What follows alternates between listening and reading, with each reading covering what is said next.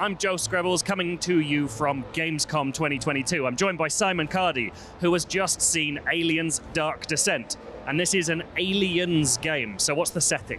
It is set 20 years after Alien 3, but it's, it is an Aliens-themed game, really. It's got that marine combat feel, and it's all about, the setting is these Marines have crash-landed on a planet, and they're looking through this abandoned base. Something's happened, probably Xenomorph related, you'd guess. But it's not just set on a base, so much Aliens content is, content even, is kind of set on an industrial place, whereas this has snow, has jungle. I haven't seen those, but I've been told they're there. But wherever you're going to be, there's going to be lots of Xenomorphs, so don't you worry. And this is a strategy game, first and foremost. It's real-time, top-down, real-time combat. So you're commanding a team of 4 Marines at all time. You can command them as a unit. They do things automatically, but you also can, micromanage them on the fly. And also to help that at any time, you can just turn the whole thing into slow-mo. And it's quite funny seeing a Xenomorph just slowly run towards you before getting shot in the face.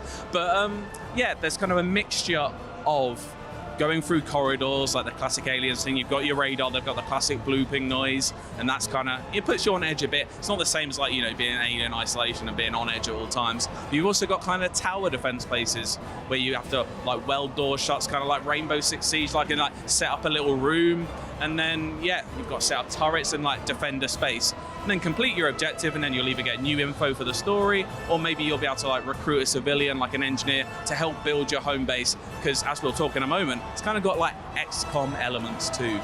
That was the thing I was going to ask. So it's not a game about it's not a story about getting from one place to the end. You're not taking these Marines all just through one location sequentially. You're going back to the base every time, right? You are going back to base, but you are also kind of trying to get them through sequentially. So it's almost got roguelike elements, so you're almost making your way through the ship and you can go back and revisit at any time. So it's a persistent world, so those doors will still be welded shut and stuff like that. So you are kind of, making your way through. There is a story there. Also, these Marines, they have this cool thing as well as having a health bar. They have a stress level, which if it gets too high, they kind of may not obey you directly, or their aim may be off.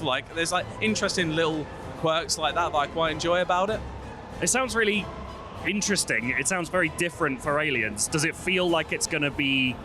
Does it feel like this fits in that canon of Alien stories? I feel like it will. I don't know too much context for the story. They've got the look and the sound of it. Looks pretty spot on for an Aliens game. It's different. I feel like when we get an Alien or Aliens game, we do get that more marine feel to it. We don't get the Alien vibe that Isolation did so well. Maybe people don't, they did it so well that, people are almost afraid to go in there. But yeah, I feel like it's got a good Alien vibe to it. And without playing it, I'm not... That sort of top-down real-time isn't really my sort of genre, but I am a sucker for Aliens, so I think I will give it a go.